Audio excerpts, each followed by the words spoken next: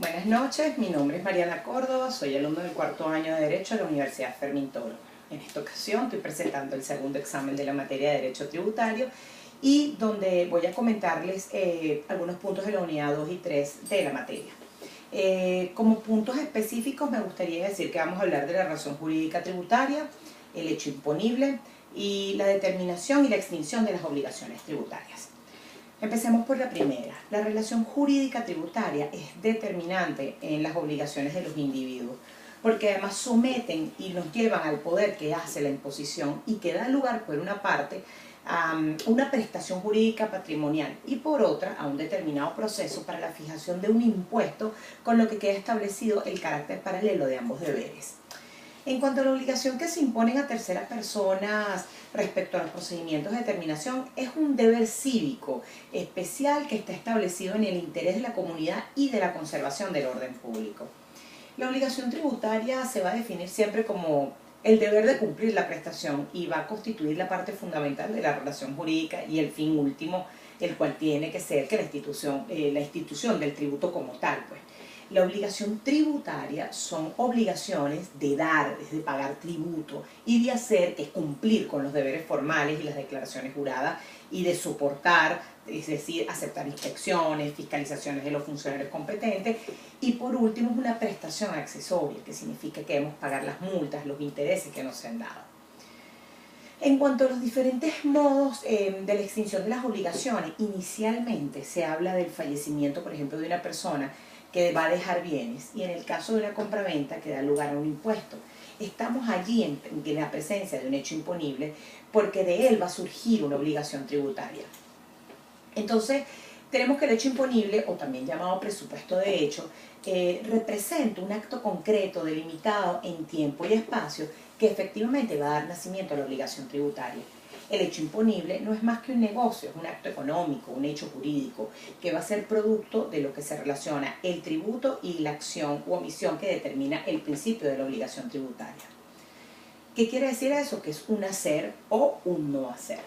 Recordemos que en derecho, cuando se habla de obligación, nos vamos a referir al vínculo jurídico mediante el cual dos partes, ya sea por un lado que se llama acreedor y por el otro que se llama deudor, van a quedar ligados unos a otros, y en este caso es la parte deudora que va a tener que cumplir con una prestación como objeto o esencia de una obligación.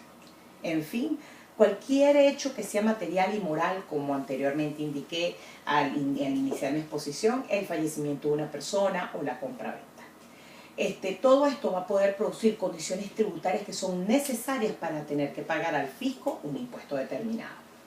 Como primer modo de extinción de la obligación tributaria tenemos el pago, que no es más que el cumplimiento de la prestación que constituye el objeto de la relación jurídica. Esto presupone la existencia de un crédito por una suma líquida y exigible en favor del fisco. Recordemos que el pago debe ser en dinero y salvo el impuesto hereditario, que puede cancelarse entregando obras de arte, así como estipula la ley de impuestos en el artículo 199, creo, y por otra parte la Constitución de la República de Venezuela.